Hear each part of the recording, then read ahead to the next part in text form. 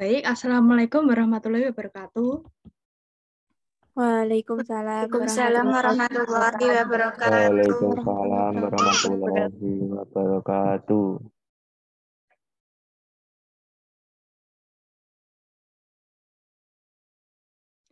Apakah share screen saya terlihat? Sudah. Sudah. Baik, saya sebagai presentator akan memulai jalannya presentasi pada pagi hari ini. Assalamualaikum warahmatullahi wabarakatuh. Selamat pagi, teman-teman. Waalaikumsalam warahmatullahi wabarakatuh. Selamat pagi. Selamat pagi, Mbak.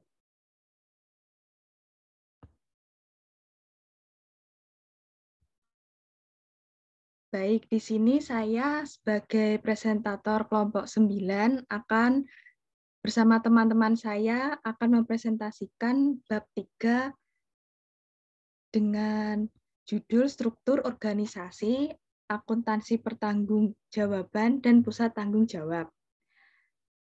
Anggota kelompok yaitu saya sendiri, Sekar Ayu Rizka dengan NIM 211, kemudian ada Sandy Ayu dengan NIM 2116, dan yang terakhir ada Amanda Vicky dengan NIM 2145.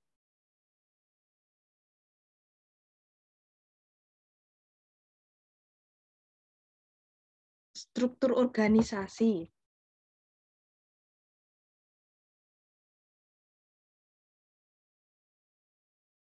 Struktur organisasi ini biasanya mencerminkan pembagian wewenang dan tanggung jawab dari setiap unit-unit yang ada di organisasi atau di perusahaan. Masing-masing unit tersebut akan bertanggung jawab. Struktur ini selain bermanfaat untuk proses penyusunan suatu anggaran, juga dapat berguna untuk mengukur kinerja dari masing-masing divisi yang dipertanggungjawabkan. Kemudian ada aspek penting struktur organisasi dalam penganggaran. Dalam proses penganggaran, struktur organisasi ini memiliki peran yang mendasar, karena perencanaan dan pengendalian berhubungan langsung dengan distribusi wewenang dan tanggung jawab yang dinyatakan dalam suatu bentuk organisasi. Kemudian pada pembagian wewenang dan tanggung jawab, tujuan jangka pendek suatu perusahaan adalah untuk memperoleh laba dengan memproduksi dan menjual barang jadi. Wewenang untuk menentukan harga jual dan mengeluarkan biaya sehubungan dengan penjualan barang tersebut. Jadi didelegasikan kepada direktur pemasaran. Direktur pemasaran ini kemudian mendelegasikan sebagian wewenang kepada masing-masing manajer pemasaran di wilayahnya. Yang kedua, akuntansi pertanggungjawaban. Akuntansi biaya tradisional versus akuntansi pertanggungjawaban. Secara tradisional, akuntansi biaya lebih berfokus kepada perhitungan biaya produk. Sedangkan dalam akuntansi pertanggungjawaban, menekankan pada perencanaan dan pengendalian biaya yang lebih diutamakan. Kemudian pada laporan kinerja dapat disusun untuk melaporkan kinerja unit organisasi atau kinerja manajer unit organisasi tersebut. Laporan pertanggungjawaban ini menunjukkan semakin tinggi level kewenangan mereka. Maka laporan ini akan semakin ringkas. Dan sebaliknya, apabila untuk level yang lebih mendasar, laporan ini semakin rinci. Next.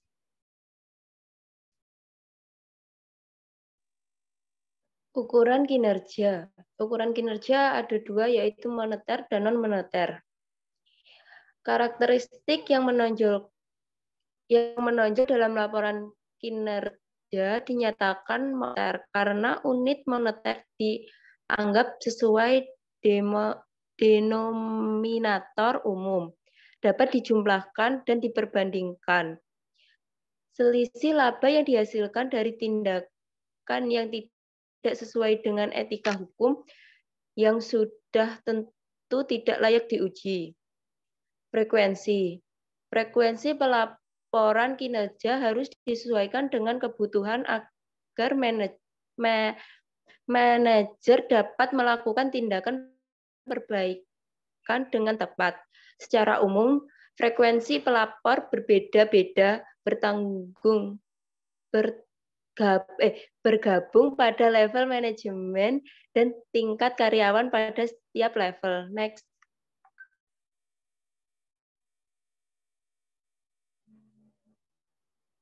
Tiga, pusat tanggung jawab. Pusat tanggung jawab dapat didefinisikan sebagai satuan unit organisasi yang dikepalai oleh seorang manajer yang prestasinya diukur dari wewenang dan tanggung jawab.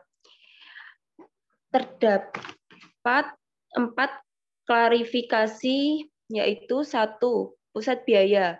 Pusat biaya adalah suatu pusat tanggung jawab di mana manajer bertanggung jawab untuk mengendalikan biaya yang terjadi di unit tersebut dan tidak bertanggung jawab dari segi keuangan ataupun laba ataupun investasi dari unitnya. 2. Pusat penghasilan. Pusat penghasilan adalah suatu pusat tanggung jawab di mana manajer bertanggung jawab untuk mengendalikan penghasilan. Pusat penghasilan ini berfokus pada timbulnya penghasilan baik dari penjualan barang dan jasa. Next. 3. Pusat laba. Pusat laba adalah suatu pusat tanggung jawab di mana manajer dinilai kinerjanya atau tanggung jawabnya untuk mengendalikan penghasilan biaya dan laba yang terjadi di unit tersebut. Pusat tanggung jawab terhadap lama, yakni selisih antara penghasilan dan biaya. Setiap divisi atau unit organisasi dalam suatu perusahaan merupakan laba. 4. Pusat investasi.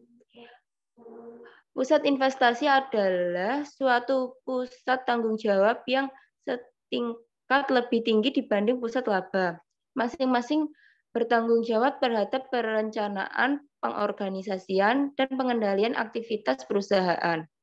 Organisasi dapat menjadi lebih efisien karena struktur organisasi ini mendukung skala ekonomi dengan memanfaatkan sumber daya ke berbagai produk maupun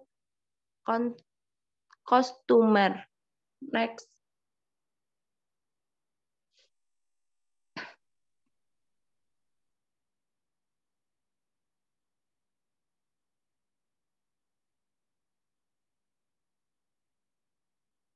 Empat, laporan kinerja untuk masing-masing pusat tanggung jawab. Laporan kinerja untuk pusat biaya. Pertama, laporan kinerja untuk pusat biaya. Untuk melakukan penilaian kinerja keuangan dari pusat biaya produksi, digunakan anggaran fleksibel yang disesuaikan dengan tingkat kegiatan yang sesungguhnya terjadi. Selisih anggaran fleksibel dihitung untuk setiap selisih antara biaya produksi atau jasa yang sesungguhnya terjadi. Yang kedua, laporan kinerja untuk penghasilan.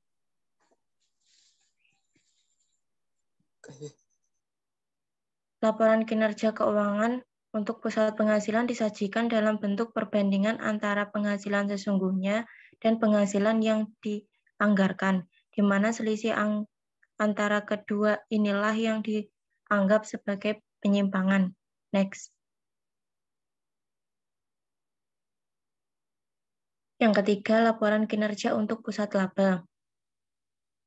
Profitabilitas pusat laba diukur dengan tipe pengukuran, yakni yang pertama, contribution margin, yang kedua, laba langsung, yang ketiga, laba terkendali, yang keempat, laba sebelum pajak, yang kelima, laba bersih. Selanjutnya, laporan kinerja untuk pusat penghasilan. Terdapat 2 metode untuk mengukur kinerja pusat investasi, yaitu Return on Investment atau ROI. ROI divisi yang dicapai pada tahun ini dibandingkan dengan ROI yang menjadi kriteria kinerja yang telah ditetapkan sebelumnya. Yang kedua, residual income atau RI, merupakan selisih antara laba pusat investasi dan kembalian minimal yang telah ditetapkan oleh kantor pusat. Next.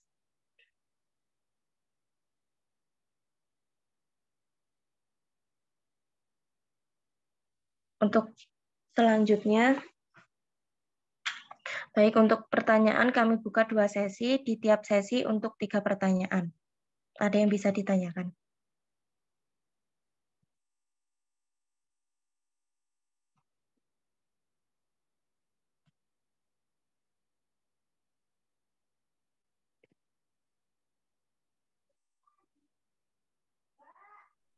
Baik, untuk Diana Rosita, mohon maaf sebelumnya untuk pertanyaan nanti setelah berbicara, pertanyaannya ditulis di kolom komentar ya teman-teman, untuk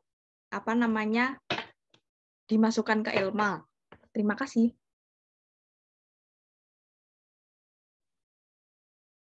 Nama Diana Rosita Abela dengan NIM 2129. Ingin bertanya, pusat penanggung-jawaban apa saja yang diperlukan pada organisasi secara umum? Terima kasih.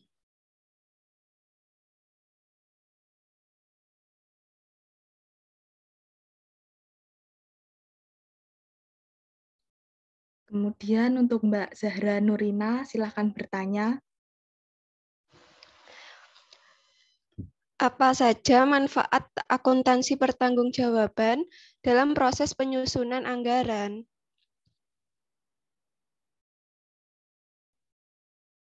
Apa Mbak Zahra? Agak pelan ya bertanyanya.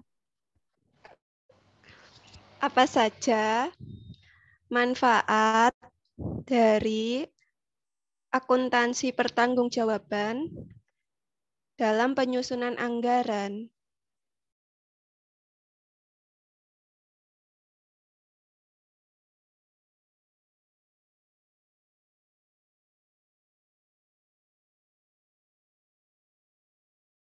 Sudah, terima kasih.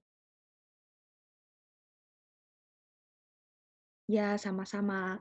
Baik, ada satu lagi yang mau bertanya sebelum ditutup untuk sesi pertama.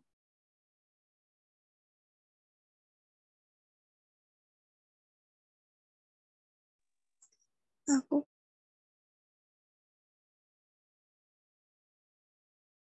Baik, untuk Mbak Tiffany, silakan bertanya. Jelaskan secara ringkas perbedaan antara akuntansi pertanggungjawaban dengan sistem akuntansi biaya pada umumnya.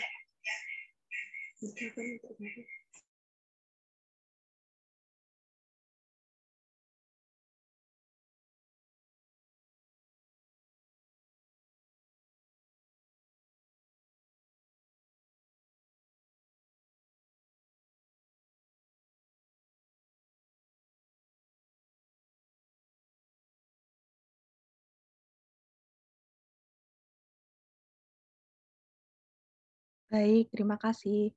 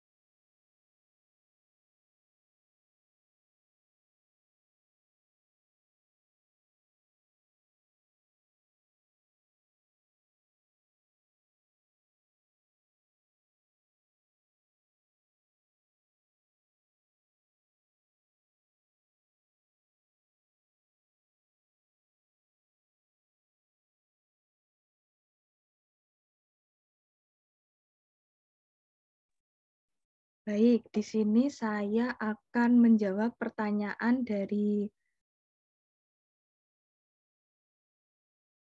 Mbak Diana Rosita. Pusat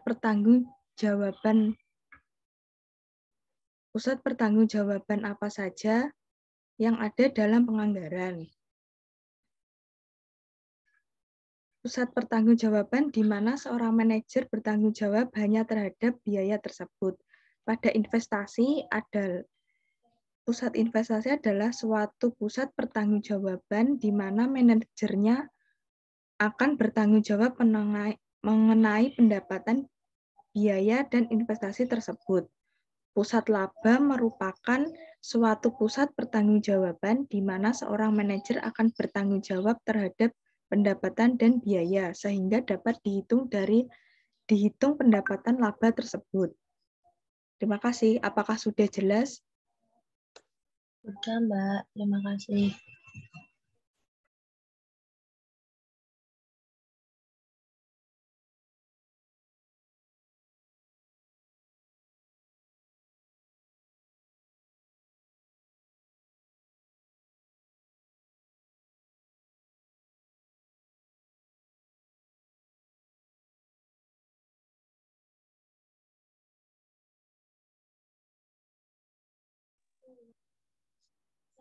Saya akan menjawab pertanyaan dari Tiffany. Akuntansi pertanggungjawaban adalah suatu proses pengumpulan dan pencatatan serta penyajian laporan atas transaksi ataupun data keuangan yang terjadi dalam sebuah perusahaan. Dan informasi akuntansi dihubungkan dengan manajer yang memiliki wewenang terjadinya informasi tersebut untuk diminta pertanggungjawaban kepada bersangkutan. Pertanggungjawaban manajer tersebut terkait dengan wewenang yang dimiliki untuk dapat mengendalikan sesuatu yang berada di bawah wewenangnya, di antaranya aktiva, pendapatan, dan biaya. Ada yang kurang jelas? Sudah, Mbak. Terima kasih.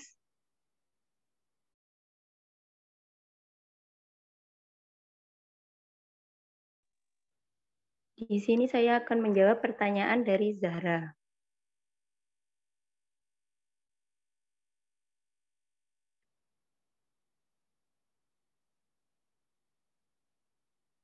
Apa saja manfaat akuntansi pertanggungjawaban dalam proses penyusunan anggaran?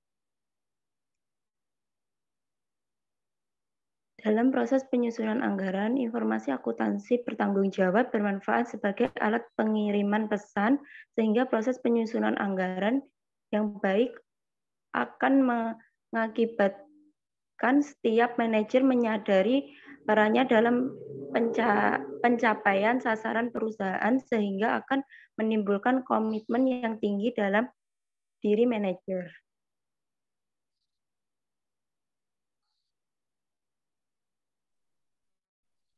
Oke,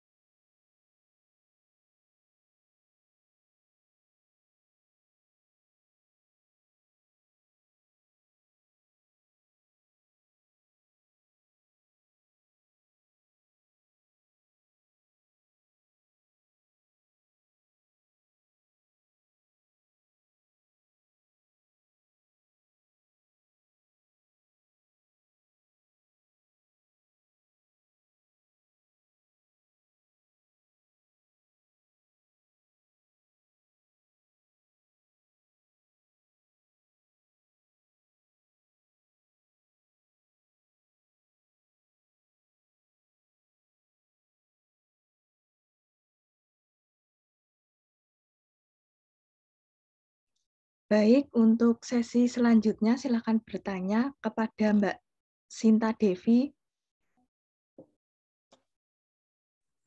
Baik, saya bertanya, apakah metode Return on Investment atau ROI dan Residual Income atau RI yang digunakan untuk mengukur kinerja pusat investasi itu saling berhubungan? Terima kasih. Ya, sama-sama. Untuk selanjutnya, Mbak Nurul, silahkan.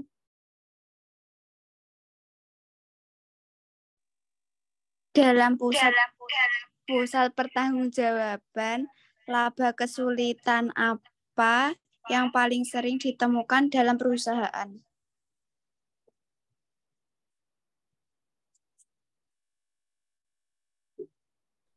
Kepada Mas Didi Nugroho, silakan. Didi Nugroho dengan NIM 125. Mengapa akuntansi pertanggungjawaban sangat penting dalam pengendalian keseluruhan dari suatu perusahaan?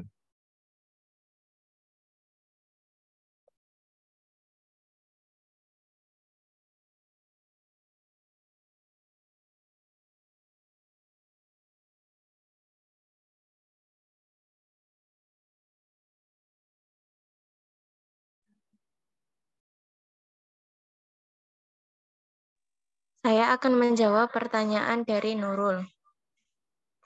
Kelemahan pusat laba adalah yang pertama, manajemen kantor pusat kehilangan kendali mengenai keputusan yang telah didelegasikan. Yang kedua, manajer pusat laba cenderung hanya memperhatikan laba jangka pendek. Yang ketiga, organisasi yang pada awalnya bekerja sama antara fungsi satu dengan lainnya menjadi saling bersaing. Ada yang kurang jelas, Mbak Nurul? Sudah, terima kasih.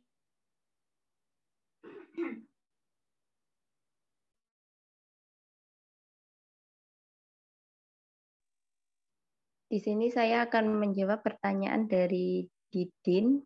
Mengapa akuntansi bertanggung jawab sangat penting dalam pengendalian keseluruhan dari suatu perusahaan? Karena informasi tersebut mengenakan hubungan antara informasi dengan manajer yang bertanggung jawab terhadap perencanaan anggaran dan realisasinya.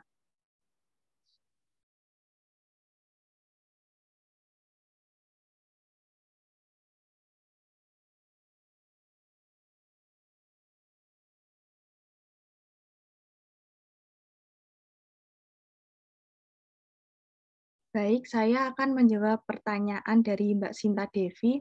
Apakah metode ROI dan RI yang digunakan untuk mengukur kinerja pusat investasi itu saling berhubungan? Iya, karena kedua teknik ini merupakan teknik analisa laporan keuangan yang secara keseluruhan digunakan untuk mengukur tingkat efektivitas dari seluruh operasional perusahaan. Analisis ini dihubungkan karena nilai dari ROI yang lebih besar dari biaya modal, maka nilai RI akan menjadi positif. Sebaliknya, apabila nilai ROI yang lebih kecil dari biaya modal, maka nilai residual income atau RI akan menjadi negatif. Baik, untuk sesi pertanyaan dari Mbak Sinta, apakah sudah jelas? Jelas, Mbak. Makasih ya. Ya, untuk presentasi pada pagi hari ini sudah cukup sampai di sini. Apabila ada kurang lebihnya mohon maaf. Untuk teman-teman jangan keluar dulu ya. Ini saya absen terlebih dahulu. Iya. Ya, ya Mbak. Cih.